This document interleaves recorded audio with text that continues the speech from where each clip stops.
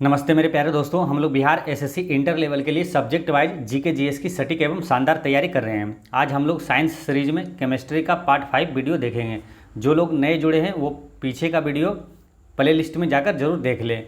ना संघर्ष ना तकलीफ तो खाक मजा है जीने में, बड़े बड़े तूफान थम जाते हैं जब आग लगी हो सीने में।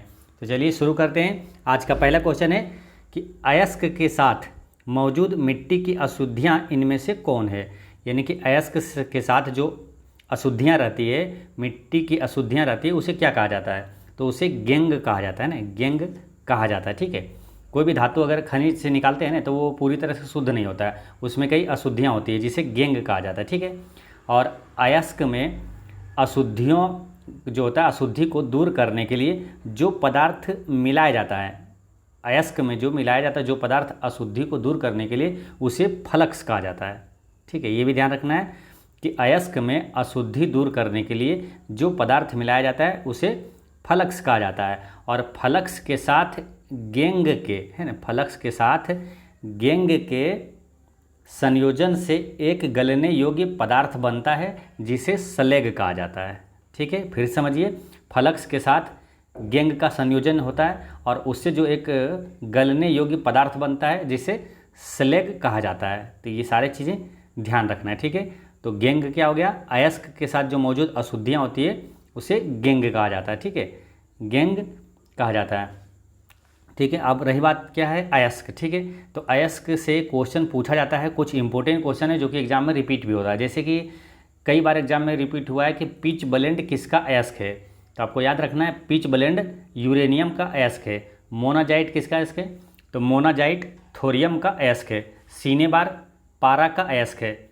गेलेना सीसा का अयस्क है। कैलेमाइन किसका अयस्क है? तो केलेमाइन जस्ता का अयस्क है। इसे याद ऐसे रख लीजिए, केला संस्था है, यानी केलेमाइन जस्ता का अयस्क है। और बॉक्साइड किसका अयस्क है? तो बॉक्साइड एल्युमिनियम का अयस्क है। नेक्स्ट देखते हैं कि परमाणु की प्रभावी त्रिज्या होती है। तो परमाणु की प्रभावी त्रिज्या इसमें से क्या होगा? तो परमाणु की प्रभावी त्रिज्या होती है 10⁻⁻10 मीटर होगा। ठीक है, परमाणु की प्रभावी त्रिज्या होती है 10⁻⁻10 मीटर। और एक क्वेश्चन आता है कि नाभिक की त्रिज्या कितनी होती है। तो नाभिक की त्रिज्या होगी 10⁻⁻15 मीटर। ये है नाभिक की त्रिज्या। ठीक है, अब परमाणु की त्रिज्या 10⁻⁻10 मीटर है। ठीक है, तो याद रखना है, परमाणु का होगा ये 10⁻⁻10 और नाभिक का होगा 10⁻⁻15 मीटर होगा। ठीक है, ये याद रखना है। अब यहाँ से कुछ इंपॉर्टेंट क्वेश्चन और भी पूछा जाता है तो आपको याद रखना है। जैसे कि परमाणु की खोज किसने किया था? तो परमाणु की खोज पूछे या तो परमाणु सिद्धांत सबसे पहले किसने दिया था? तो जॉन डाल्टन ने दिया था, है ना। डाल्टन ने ही परमाणु सिद्धांत सबसे पहले दिया था। अच्छा, नाभिक की खोज किसने किया था? तो रदरफोर्ड ने नाभिक की खोज किया था। अच्छा, परमाणु बम किस सिद्धांत पर आधारित है? परमाणु बम नाभिकीय विखंडन के सिद्धांत पर आधारित है। देखिए, किसी भी कॉम्पिटिटिव एग्जाम का तैयारी करने का शानदार तरीका यही होता है कि जब भी आपके सामने कोई क्वेश्चन आए तो उससे रिलेटेड जितने भी इंपॉर्टेंट क्वेश्चन है जो कि एग्जाम में बार बार रिपीट होता है या तो पूछे जाने की संभावना है, जो काफ़ी इंपॉर्टेंट है, वो सबका एक साथ रिवीजन करना चाहिए। और कन्फ्यूजन वाला जो प्रश्न है वो भी साथ में रिवीजन करना चाहिए, क्योंकि कन्फ्यूजन वाला ज़्यादा प्रश्न पूछा जाता है। और जैसे परमाणु बम जो है ये नाभिकीय विखंडन पर आधारित है। अब कन्फ्यूजन ये है कि हाइड्रोजन बम किस पर आधारित है, ये भी क्वेश्चन आता है। तो हाइड्रोजन बम नाभिकीय संलयन के सिद्धांत पर आधारित है। अब इसमें कन्फ्यूजन दूर कैसे करना है? देखिए, परमाणु बम है नाभिकीय विखंडन और हाइड्रोजन है नाभिकीय संलयन। तो इसको रिलेट ऐसे करिए कि सूर्य में सबसे ज़्यादा कौन सी गैस पाई जाती है? हाइड्रोजन। और सूर्य से ऊर्जा का स्रोत क्या है? तो वो भी है नाभिकीय संलयन। यानी कि सूर्य से ऊर्जा का स्रोत नाभिकीय संलयन, और हाइड्रोजन है सबसे ज़्यादा सूर्य में, तो हाइड्रोजन बम भी नाभिकीय संलयन हो गया। ठीक है, तो नाभिकीय संलयन वाला 2 हो गया। तो आपको क्या है, हेल्प करेगा याद रहने में और कन्फ्यूजन भी दूर होगा। तो हाइड्रोजन बम और सूर्य से ऊर्जा का स्रोत, ये दोनों है नाभिकीय संलयन के सिद्धांत पर। अब परमाणु बम हो गया नाभिकीय विखंडन के सिद्धांत पर। ठीक है, अच्छा, परमाणु बम पहली बार कब गिराया गया था? परमाणु बम पहली बार कहाँ गिराया गया था? तो जापान के हिरोशिमा पर गिराया गया था 6 अगस्त 1945 को। पहली बार परमाणु बम गिराया गया था कहाँ? जापान के हिरोशिमा पर 6 अगस्त 1945 को अमेरिका ने गिराया था। और दूसरी बार गिराया था जापान में ही गिराया था, नागासाकी में है ना, नागासाकी पर गिरा था 9 अगस्त 1945 को। तो ये भी याद रखना है, क्वेश्चन पूछा जाता है। नेक्स्ट है मिट्टी के तेल में धातु है। तो आप कई बार पढ़े होंगे कि किस धातु को मिट्टी के तेल में रखा जाता है। तो वही क्वेश्चन है, मिट्टी के तेल में धातु है तो वो कौन सा होगा। देखिए मिट्टी के तेल में सोडियम और पोटेशियम को रखा जाता है। तो ऑप्शन में यहाँ पर क्या है, पोटेशियम है ना, इसका करेक्ट आंसर हो गया पोटेशियम। देखिए सोडियम और पोटेशियम ये क्या है, काफ़ी क्रियाशील धातु है ये। तो इसलिए ये क्या करता है, जैसे अगर खुले में रहेगा तो पानी और वायु से अभिक्रिया करके ये आग लग जाती है, जल जाती है। तो इसमें क्या है, अभिक्रिया कर लेता है, इसलिए इसको मिट्टी के तेल में रखा जाता है। ठीक है, तो याद रखना है, क्वेश्चन यहाँ से पूछा जाता है कि सोडियम को किस में रखा जाता है, तो मिट्टी के तेल में यानी कि केरोसिन ऑयल में, और पोटेशियम को भी मिट्टी के तेल में रखा जाता है। और एक आता है फास्फोरस को, तो फास्फोरस को किस में रखा जाता है, तो पानी में, है ना। तो उसको रिलेट कर लिए जैसे फो है ना, फास्फोरस पानी में, फास्फोरस को पानी में रखा जाता है। ठीक है, अब रही बात यहाँ पर तांबा आया। तांबा का परमाणु संख्या कितनी है, तो 29 है। तांबा 29, जब भी परमाणु संख्या याद करना है तांबा को, साथ में जिंक का भी याद करना है, क्योंकि दोनों का लगातार है 29-30 है ना। तांबा और जिंक यानी ताज़ा है ना, तांबा का 29 और जिंक का 30। ठीक है, एल्युमिनियम की परमाणु संख्या कितनी है, तो 13 है। और पोटेशियम की परमाणु संख्या कितना है, तो 19 है। और ये क्या है, जर्मेनियम, जर्मेनियम की परमाणु संख्या है 32 और सोडियम की परमाणु संख्या 11 है। नेक्स्ट है कि अमॉर्फस सिलिकॉन के उत्पाद में डाइल्यूट हाइड्रोक्लोरिक एसिड का उपयोग क्यों होता है। ठीक है, अमॉर्फस सिलिकॉन के उत्पाद में डाइल्यूट हाइड्रोक्लोरिक एसिड, हाइड्रोक्लोरिक अम्ल का उपयोग क्यों होता है। तो इसमें क्या है कि मैग्नीशियम ऑक्साइड को घुलने के लिए इसका प्रयोग किया जाता है, यानी कि मैग्नीशियम ऑक्साइड को यह एमॉर्फस सिलिकॉन के उत्पाद में डाइल्यूट जो होता है, डाइल्यूट मतलब तनु है ना, डाइल्यूट तनु हाइड्रोक्लोरिक अम्ल का प्रयोग करके होने से क्या होता है कि मैग्नीशियम ऑक्साइड को घोल देता है। ठीक है, तो मैग्नीशियम ऑक्साइड को घोलने के लिए तनु हाइड्रोक्लोरिक अम्ल का प्रयोग किया जाता है। ठीक है, अब यहाँ से क्या और देखना है, एक क्वेश्चन ये आता है डाइल्यूट से कि क्वेश्चन ये आता है कि धातु डाइल्यूट ऑक्साइड से क्या विस्थापित करता है।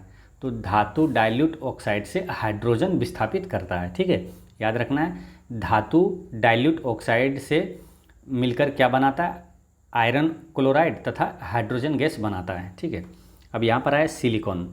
ठीक है, सिलिकॉन का यूज किया जाता है किस में मालूम, जो सोलर प्लेट पर जो है ऊपर में जो किस धातु का प्रयोग किया जाता है, तो किस तत्व का प्रयोग किया जाता है, तो सिलिकॉन का प्रयोग किया जाता है। ठीक है, सिलिकॉन की परत होती है सोलर प्लेट में, और ये हाइड्रोक्लोरिक अम्ल से क्वेश्चन और याद रख लीजिए कौन सा, तो पेट में यानी कि आमाशय में कौन सा अम्ल पाया जाता है, तो हाइड्रोक्लोरिक अम्ल पाया जाता है। नेक्स्ट है कि पीतल, जर्मन सिल्वर और गन मेटल तांबे के मिश्र धातु है। तांबे के अतिरिक्त और कौन सा धातु इन तीनों में पाया जाता है। तो यानी कि तांबा इन तीनों में है, तो और कौन सा धातु है जो तीनों में पाया जाता है। तो अगर बात करते हैं पीतल से ही शुरुआत करते हैं, तो पीतल में क्या क्या पाया जाता है, इसको आप याद करवाएं कई बार, पिताजी है ना, पिताजी यानी पीतल में तांबा और जिंक पाया जाता है। ठीक है, तो तांबा जैसे ही यहाँ आया, ठीक है, तांबा है, अब क्या है जिंक, तो जिंक ही अब है क्योंकि तांबा और जिंक का ही मिश्रण है, यानी कि निश्चित रूप से इसका आंसर जस्ता होना चाहिए। ठीक है, तो जस्ता होगा इसका आंसर। और एक बच्चे के भी कर लेंगे, देखिए तीनों में पाया जाता है। देखिए ये हो गया पीतल में तांबा और जिंक। जर्मन सिल्वर में क्या होता है, जर्मन सिल्वर में तांबा और जिंक के साथ निकल मिला देते हैं तो जर्मन सिल्वर हो जाता है। ठीक है, तो जर्मन सिल्वर में भी जिंक है। ठीक है, और रही बात गन मेटल, गन मेटल में क्या होता है, तांबा और जिंक का ही मिश्रण और प्लस में इसमें अगर टीन मिला देते हैं, टीन, तो ये गन मेटल बन जाता है। ठीक है, तो क्या जिंक तीनों में हो गया ना, है ना, जर्मन सिल्वर में भी जिंक है और गन मेटल में भी जिंक है ना। गन मेटल में तांबा, जिंक और टीन का मिश्रण होता है, और पीतल में तांबा और जिंक का मिश्रण है। तो यानी कि जिंक जो है ये तीनों में है ना, जिंक जो है जस्ता है ये तीनों में पाया जाता है, और तांबा भी तीनों में है। ठीक है, तो इसका आंसर हो गया क्या, जस्ता, इसका करेक्ट आंसर हो गया। नेक्स्ट है लोहा, जिंक और मैग्नीशियम को रिएक्टिविटी के बढ़ते क्रम में व्यवस्थित कीजिए। ठीक है, तो Fe, Zn और Mg को रिएक्टिविटी मतलब क्रियाशीलता के बढ़ते क्रम में इसको सजाना है। ठीक है, तो बढ़ते क्रम में सजाना मतलब क्या कि जो जिसके क्रियाशीलता पहले कम होगा उसके बाद ज़्यादा, उससे फिर ज़्यादा, तो ये बढ़ते क्रम में इसको सजाएंगे। ठीक है, तो बात करते हैं क्रियाशीलता की। सबसे अधिक क्रियाशील धातु कौन सा मालूम? तो वो है पोटेशियम। सबसे अधिक क्रियाशील धातु है पोटेशियम। उसके बाद है सोडियम, उसके बाद है कैल्शियम, फिर है मैग्नीशियम, उससे कम है एल्युमिनियम, फिर जिंक, फिर लोहा, और फिर सीसा, और इससे कम है फिर हाइड्रोजन। ठीक है, ये सब घटते क्रम में जा रहा है। हाइड्रोजन, फिर उससे कम है तांबा, फिर पारा, और उसके बाद चांदी, उससे कम है सोना। ठीक है, ये हो गए क्रियाशीलता में।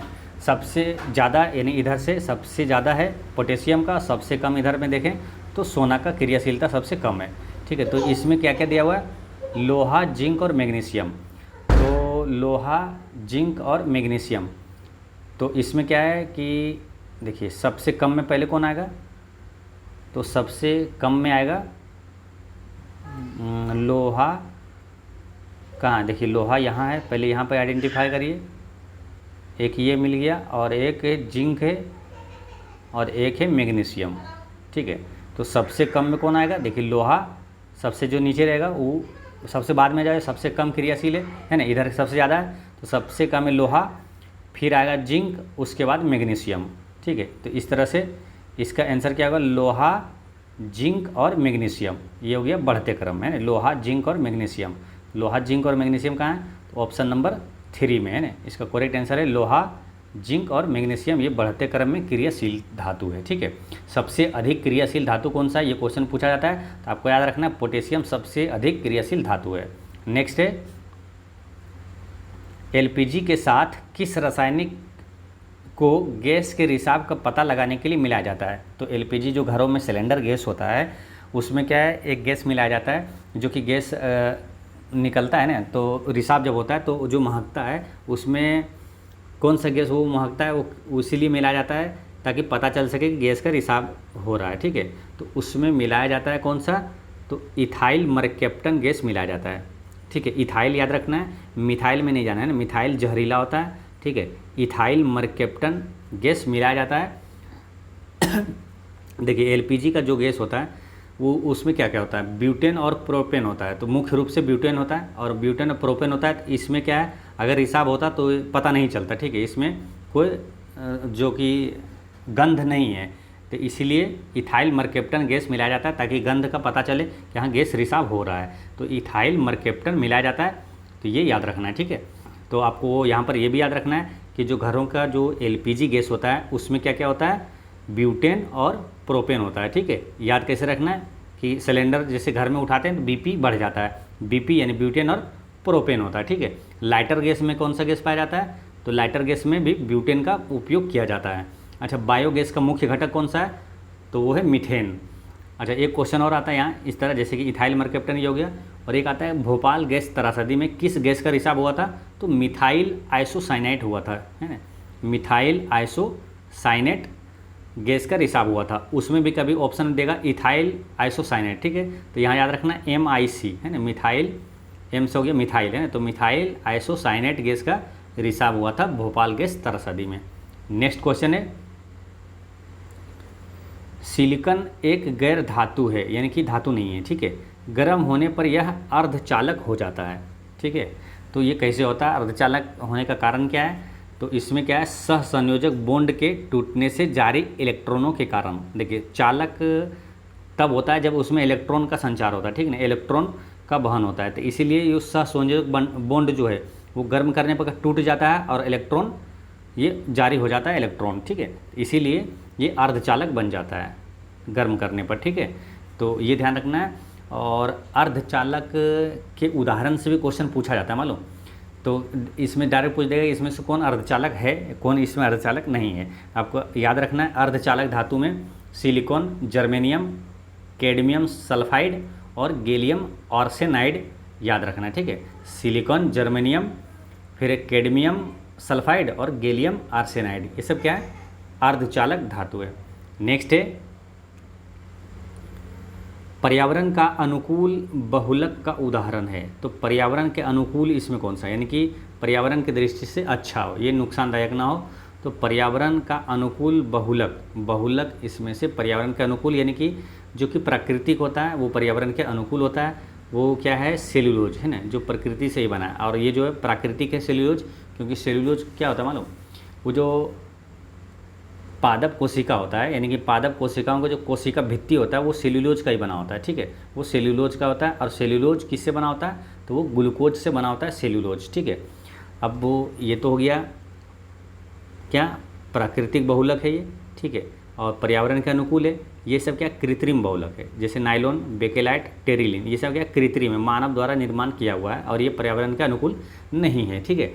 अच्छा, प्राकृतिक बहुलक से भी क्वेश्चन पूछा जाएगा कि इसमें से कौन प्राकृतिक बहुलक है, तो ये तो इसमें से कौन प्राकृतिक बहुलक नहीं है। तो आपको कुछ उदाहरण इंपॉर्टेंट जहाँ से क्वेश्चन आता है आपको याद रखना है, जैसे कि कार्बोहाइड्रेट, ये क्या प्राकृतिक बहुलक है, तो प्राकृतिक बहुलक का उदाहरण है कार्बोहाइड्रेट, प्रोटीन, सेल्यूलोज, लकड़ी, रेशम, त्वचा, रबर, ये सब क्या प्राकृतिक बहुलक है, ठीक है। एक बार फिर समझिए, प्राकृतिक बहुलक है कार्बोहाइड्रेट, प्रोटीन, सेल्यूलोज, लकड़ी, रेशम, त्वचा, रबर, ये सब क्या प्राकृतिक बहुलक है। और कृत्रिम बहुलक में आता है जैसे प्लास्टिक, नाइलॉन, पोर्सिलोन और टेरिलिन, ये सब क्या है, कृत्रिम बहुलक है। कृत्रिम बहुलक है प्लास्टिक, नाइलॉन, पोर्सिलोन, टेरिलिन, ये सब कृत्रिम बहुलक है। चलिए नेक्स्ट देखते हैं कि परमाणु प्रतिक्रिया के दौरान जारी ऊर्जा को क्या कहा जाता है। तो परमाणु प्रतिक्रिया के दौरान जारी ऊर्जा को क्या कहा जाता है, तो परमाणु प्रतिक्रिया के दौरान क्या, नाभिकीय ऊर्जा कहा जाता है, ठीक है। इसका करेक्ट आंसर हो जाएगा न्यूक्लियर एनर्जी, यानी कि नाभिकीय ऊर्जा कहा जाता है, ठीक है। अब वो नाभिकीय ऊर्जा कहा जाता है परमाणु प्रतिक्रिया के दौरान जारी ऊर्जा को, ठीक है। अब यहाँ से कुछ और क्वेश्चन आता है, जैसे कि परमाणु बम जो है किस सिद्धांत पर आधारित है, तो परमाणु बम जो है नाभिकीय विखंडन के सिद्धांत पर आधारित है। अब परमाणु के नाभिक में क्या होता है, परमाणु के नाभिक में प्रोटॉन और न्यूट्रॉन होता है, ठीक है। और नाभिक के चारों ओर जो चक्कर लगाता है वो इलेक्ट्रॉन होता है, ठीक है। अच्छा, परमाणु की खोज किसने किया था, यानी परमाणु का सिद्धांत किसने दिया था, तो जॉन डाल्टन ने दिया था। और नाभिक की खोज किसने किया था, तो रदरफोर्ड ने किया था। नेक्स्ट है सौर सेल में प्रयोग किया जाने वाला प्रकाश को अवशोषित करने वाला सामग्री है। तो सौर सेल में जो प्रयोग किया जाता है वो क्या है, वो सिलिकॉन है, ठीक है। सिलिकॉन जो प्रकाश को अवशोषित करता है, ठीक है, तो सिलिकॉन है। अब सिलिकॉन क्या है, एक अर्धचालक है, ठीक है। अब ये हो गया। अब यहाँ से क्वेश्चन और आता है कि सौर ऊर्जा जो है, सौर ऊर्जा को विद्युत ऊर्जा में कौन बदलता है, तो फोटोवोल्टिक सेल द्वारा सौर ऊर्जा को विद्युत ऊर्जा में परिवर्तित किया जाता है। फोटोवोल्टिक सेल दे या तो सौर सेल दे, है ना, सौर सेल सौर ऊर्जा को विद्युत ऊर्जा में बदलता है, ठीक है, ये ध्यान रखना है। अच्छा, सौर ऊर्जा जो है एक क्या गैर पारंपरिक ऊर्जा का स्रोत है, सौर ऊर्जा गैर पारंपरिक ऊर्जा का स्रोत है।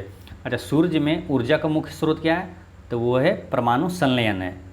अच्छा, एक क्वेश्चन करंट अफेयर में भी याद रखना है आपको कि अंतर्राष्ट्रीय सौर गठबंधन का मुख्यालय कहाँ है, तो अंतर्राष्ट्रीय सौर गठबंधन यानी ISA का मुख्यालय कहाँ है, गुरुग्राम हरियाणा में है। और एक चीज़ इसमें विशेषता यह है कि एकमात्र जो कि अंतर्राष्ट्रीय संगठन है उसका मुख्यालय भारत में है। तो अंतर्राष्ट्रीय ये सौर गठबंधन है जिसका मुख्यालय गुरुग्राम के हरियाणा में है। नेक्स्ट है तकनीक जिसके द्वारा स्थापित किया गया कि सूरज मुख्यतः हाइड्रोजन से बना है। तो किस तकनीक से पता चला है कि सूरज मुख्यतः हाइड्रोजन से बना है, तो स्पेक्ट्रम विश्लेषण से ये पता चलता है या स्थापित हुआ कि सूरज मुख्यतः हाइड्रोजन से बना है। अब सूरज का जो है वो मालूम 74% केवल हाइड्रोजन है, उसमें 74% हाइड्रोजन से बना है सूर्य, ठीक है। अच्छा, सूर्य से ऊर्जा का स्रोत क्या है, तो नाभिकीय संलयन है, हाइड्रोजन बम नाभिकीय संलयन पर आधारित है। अच्छा, एक क्वेश्चन और याद रखना है यहाँ पे, करंट अफेयर में याद रखना है, हाइड्रोजन से क्वेश्चन करंट अफेयर का काफ़ी इंपॉर्टेंट है कि भारत का पहला पूर्णतः हरित हाइड्रोजन संयंत्र है ना राष्ट्र को समर्पित किया गया, कहाँ पर है ना, भारत का पहला पूर्णतः हरित हाइड्रोजन संयंत्र कहाँ पर है, तो जोरहट आसाम में है ना, आसाम के जोरहट में है। नेक्स्ट है साधारण नमक का रासायनिक नाम क्या है, तो साधारण नमक यानी कि जो हम लोग खाते हैं NaCl, ठीक है, ये साधारण नमक है यानी कि sodium chloride, option number 3 sodium chloride साधारण नमक का रासायनिक नाम है, ठीक है, याद रखना है। अच्छा, नमक का जो सर्वाधिक उत्पादक राज्य कौन सा है, तो गुजरात है, और ये जो साधारण नमक है इसे टेबल साल्ट भी कहा जाता है। अच्छा, नमक को आयोडीन युक्त बनाने के लिए उसमें क्या मिलाया जाता है, तो नमक को आयोडीन युक्त बनाने के लिए इसमें सोडियम आयोडाइड या पोटेशियम आयोडाइड मिलाया जाता है, ठीक है, तो आयोडीन युक्त बन जाता है, ठीक है। अच्छा, नमक आए तो नमक सत्याग्रह कब हुआ था, नमक सत्याग्रह को ही दांडी यात्रा कहा जाता है, ठीक है, तो नमक सत्याग्रह कब हुआ, 12 मार्च 1930 को हुआ था। नेक्स्ट है कि प्लास्टर ऑफ पेरिस का रासायनिक नाम क्या है, तो प्लास्टर ऑफ पेरिस का रासायनिक नाम क्या है ना, ऑप्शन 4 रहे, देख लीजिए। प्लास्टर ऑफ पेरिस का रासायनिक नाम क्या है, देखिए क्या होता है कि जो जिप्सम है, ठीक है ना, जिप्सम का सूत्र क्या होता है, कैल्शियम सल्फेट, मतलब CaSO4 2H2O यानी कि जल के 2 अणु है ना। कैल्शियम सल्फेट जो हाइड्रेट होता है, कैल्शियम सल्फेट CaSO4 2H2O है ना, जिप्सम का ये सूत्र है, ठीक है। जिप्सम को याद रखना है, जिप्सम का डायरेक्ट सूत्र भी पूछा जाता है, तो है ना CaSO4 2H2O है ना, CaSO4 2H2O ये जिप्सम है। और जिप्सम को जब है ना 120 डिग्री सेल्सियस से अधिक पर जब इसको गर्म करते हैं तो ये बनता है क्या मालूम, ये बनता है CaSO4 हाफ H2O, ठीक है, जिसे कहा जाता है प्लास्टर ऑफ पेरिस है ना, कैल्शियम सल्फेट हेमीहाइड्रेट है ना, half H2O calcium sulphate hemihydrate, ठीक है। तो हेमीहाइड्रेट देखना, कैल्शियम सल्फेट हेमीहाइड्रेट कहाँ है, कैल्शियम सल्फेट हेमीहाइड्रेट, यहाँ पर क्या हेमीहाइड्रेट होना चाहिए लेकिन है नहीं, तो ऑप्शन में यहाँ इनमें से कोई नहीं है, तो इनमें से कोई नहीं आंसर दे देते हैं, ठीक है, इनमें से कोई नहीं इसका आंसर हो जाएगा, क्योंकि प्लास्टर ऑफ पेरिस का सूत्र होता है कैल्शियम सल्फेट हाफ H2O यानी कि हेमीहाइड्रेट, ठीक है, ये हो गया प्लास्टर ऑफ पेरिस का सूत्र हो गया, ठीक है, तो ये ध्यान रखना है। और जो जिप्सम का सूत्र है ये भी याद रखना है, CaSO4 2H2O, ठीक है। चलिए नेक्स्ट क्वेश्चन देखते हैं कि 3 तत्व जिनका उपयोग रासायनिक उर्वरकों में सर्वाधिक होता है, तो रासायनिक उर्वरकों में सर्वाधिक उपयोग जो होता है वो कौन सा तत्व है, तो आपको याद रखना है NPK यानी सोडियम और फास्फोरस और पोटेशियम, सोडियम फास्फोरस और पोटेशियम, ये तीनों का NPK है ना, याद रखना है। तो सोडियम और फास्फोरस कहाँ पर है, सोडियम नहीं सॉरी, यहाँ नाइट्रोजन है ना, नाइट्रोजन है, ठीक है, NPK नाइट्रोजन फास्फोरस और पोटेशियम है ना, इसका आंसर हो जाएगा ऑप्शन नंबर 2 है ना, नाइट्रोजन फास्फोरस और पोटेशियम NPK है ना, 3 तत्व जिसका रासायनिक उर्वरक में सर्वाधिक उपयोग होता है, तो वो होता है ये नाइट्रोजन, और नाइट्रोजन उसके बाद P से हो गया क्या, फास्फोरस, K से पोटेशियम, तो नाइट्रोजन फास्फोरस और पोटेशियम है ना, ये तीनों का रासायनिक उर्वरकों में सबसे ज़्यादा प्रयोग होता है। नाइट्रोजन की परमाणु संख्या कितनी है, 7, फास्फोरस की परमाणु संख्या कितनी है, 15, और पोटेशियम की परमाणु संख्या कितनी है, 19 है, ठीक है। अच्छा, उर्वरक से एक क्वेश्चन आता है ये कि भूरी क्रांति का संबंध किससे, भूरी क्रांति यानी ग्रे क्रांति का संबंध किससे, उर्वरक उत्पादन से। अच्छा, भारत का पहला उर्वरक कारखाना कहाँ खोला गया था, तो झारखंड के सिंदरी में खोला गया था, भारत का पहला उर्वरक कारखाना झारखंड के सिंदरी में। नेक्स्ट है Bhopal a prayer for rain, एक फिल्म है जो हाल में प्रदर्शित हुई है और औद्योगिक दुर्घटना पर आधारित है। 3 दिसंबर 1984 को भोपाल में कौन सी गैस का रिसाव हुआ था, है ना। क्वेश्चन को भारी कर दिया गया लेकिन सिंपल है। भोपाल गैस त्रासदी में जो किस गैस का रिसाव हुआ था, तो मिथाइल साइनेट का रिसाव हुआ था, ठीक है। ये कब हुआ था ये घटना, भोपाल गैस त्रासदी 3 दिसंबर 1984 को हुआ था। और किस कंपनी में हुआ था, तो वो हुआ था यूनियन कार्बाइड कंपनी में ये घटना हुआ था। नेक्स्ट है, कार की बैटरी में इसका इस्तेमाल होता है, तो कार की बैटरी में किसका, सल्फ्यूरिक एसिड का इस्तेमाल होता है ना, सल्फ्यूरिक अम्ल का इस्तेमाल होता है कार की बैटरी में, ठीक है। अच्छा, अम्लों का राजा किसे कहा जाता है, तो सल्फ्यूरिक अम्ल को ही कहा जाता है। और अमाशय में कौन सा अम्ल पाया जाता है, तो हाइड्रोक्लोरिक अम्ल पाया जाता है ना, HCl। और नाइट्रिक अम्ल का सूत्र क्या होता है, HNO3। और सिट्रिक एसिड से कौन सा क्वेश्चन आता है कि नींबू में, संतरे में कौन सा अम्ल पाया जाता है, तो नींबू, संतरे और खट्टे फलों में सिट्रिक अम्ल पाया जाता है, ठीक है। और बैटरी क्या करता है, बैटरी जो है रासायनिक ऊर्जा को विद्युत ऊर्जा में बदलता है। नेक्स्ट है कि निम्नलिखित में से कौन सा तत्व सोलर सेल में उपयोग किया जाता है, तो सोलर सेल में किसका, जब सिलिकॉन है ऑप्शन में तो सिलिकॉन आंसर कर देना है ना, सिलिकॉन का प्रयोग किया जाता है। और सोलर सेल क्या करता है, सौर ऊर्जा को विद्युत ऊर्जा में बदलता है। और अंतर्राष्ट्रीय है ना, अंतर्राष्ट्रीय सौर गठबंधन का मुख्यालय कहाँ है, गुरुग्राम हरियाणा में है।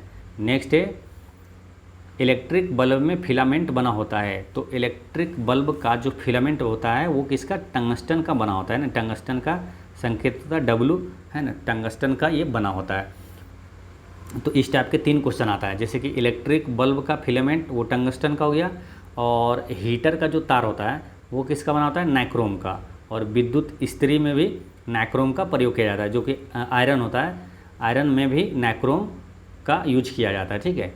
और नाइक्रोम और टंगस्टन ये दोनों का गलनांक और प्रतिरोध काफ़ी उच्च होता है, ठीक है। तो ये ध्यान रखना है। टंगस्टन से एक क्वेश्चन और याद रखना है कि सबसे कठोर धातु कौन सा है, तो टंगस्टन ही है, ठीक है। सबसे कठोर धातु टंगस्टन है। आपको कहीं पर और कई जगह मिला होगा कि सबसे कठोर धातु प्लेटिनम है, लेकिन नहीं, वो सही नहीं है।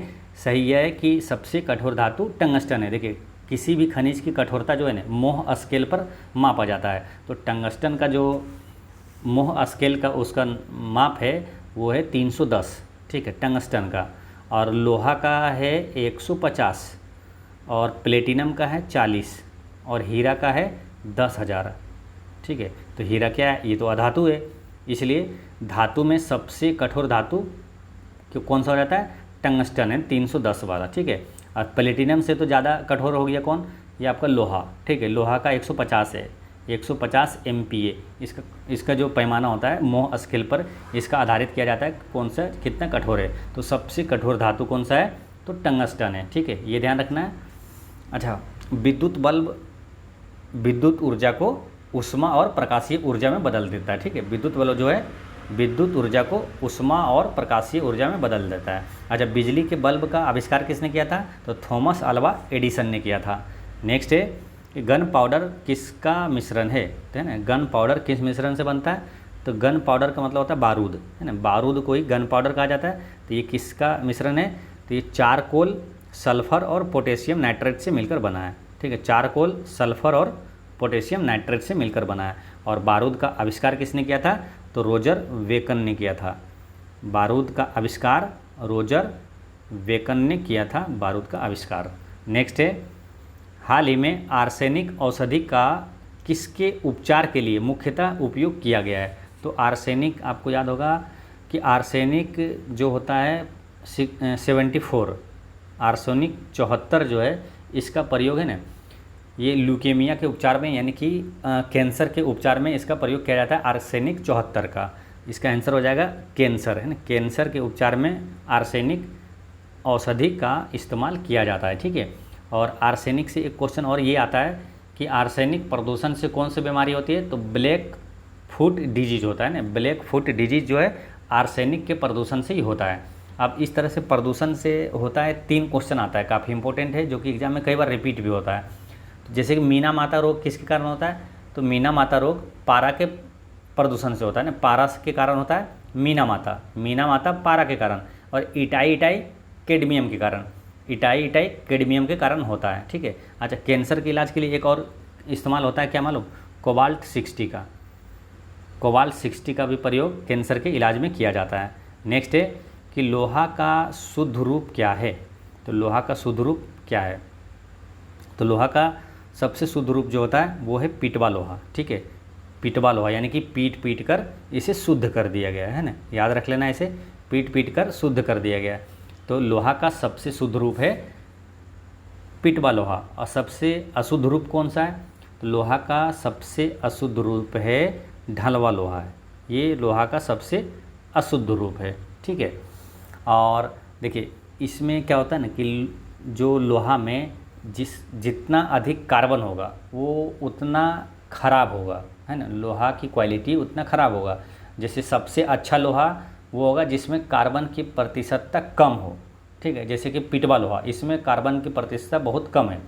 और इसका ठीक उल्टा कोयला में होता था। ठीक है, कोयला में क्या होता है, कोयला में जितना अधिक कार्बन रहेगा वह उतना अच्छा कोयला होता है। जैसे कि एंथ्रासाइट कोयला था, है ना, उसमें क्या है 90% से एभव उसमें कार्बन की प्रतिशतता है, तो वो सबसे अच्छा कोयला है।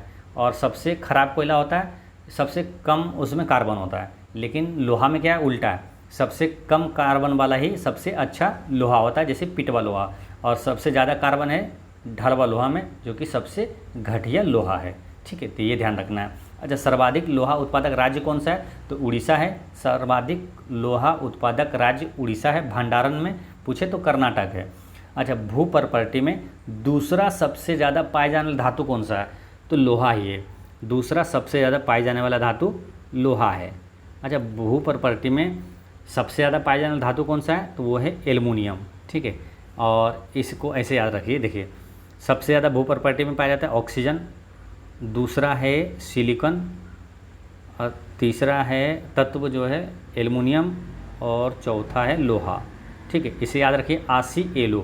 सबसे ज़्यादा भू प्रॉपर्टी में पाया जाने वाला तत्व है ऑक्सीजन, उसके बाद सिलिकॉन, उसके बाद एल्युमिनियम, उसके बाद लोहा।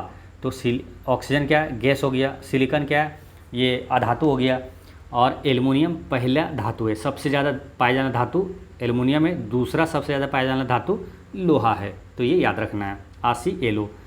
चलिए नेक्स्ट क्वेश्चन है, साबुन किसका सोडियम साल्ट है, तो साबुन किसका सोडियम साल्ट है, तो साबुन जो है ये अस्टीरिक अम्ल का सोडियम साल्ट है। ठीक है, देखिए साबुन एक लंबी श्रृंखला वाले बसीय अम्लों के सोडियम और पोटेशियम लवण है। ठीक है, और साबुन का देखिए साबुन बनने में कौन कौन सा अम्ल प्रयोग होता है मालूम, साबुन बनने में एक होता है पामेटिक अम्ल।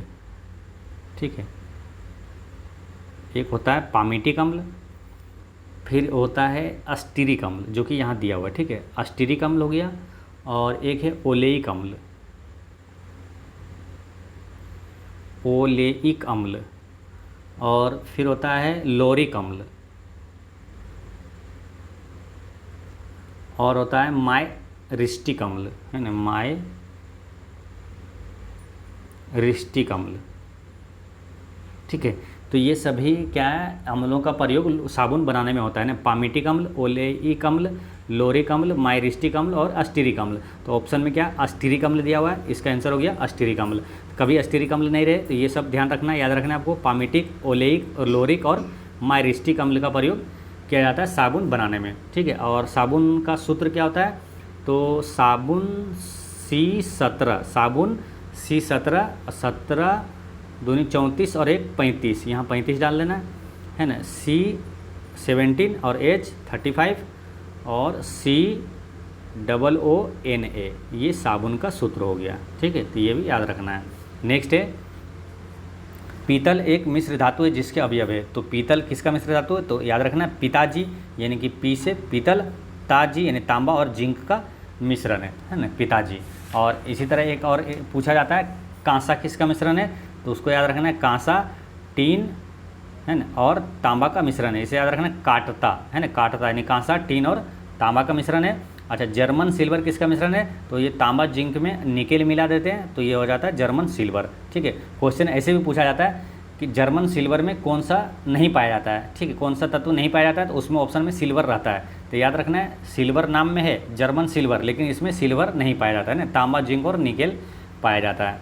नेक्स्ट है, इनमें से कौन सी गैस इनर्ट गैस नहीं है, इनर्ट गैस मतलब अक्रिय गैस है ना, नोबेल गैस जिसे कहा जाता है, तो वो कहलाता है अक्रिय गैस, इनर्ट गैस। तो इसमें से कौन नहीं है पूछा है, ठीक है। तो कौन है कौन सा है तो मालूम है, इसमें है हीलियम, नियोन, आर्गन, क्रिप्टॉन और फिर है जेनॉन और रेडॉन, ठीक है। इसे याद रख लेना है ना अगर करके 0 रन, है ना यानी हीलियम नियोन, अगर करके यानी आर्गन क्रिप्टॉन 0 रन, ये जेनॉन और रेडॉन।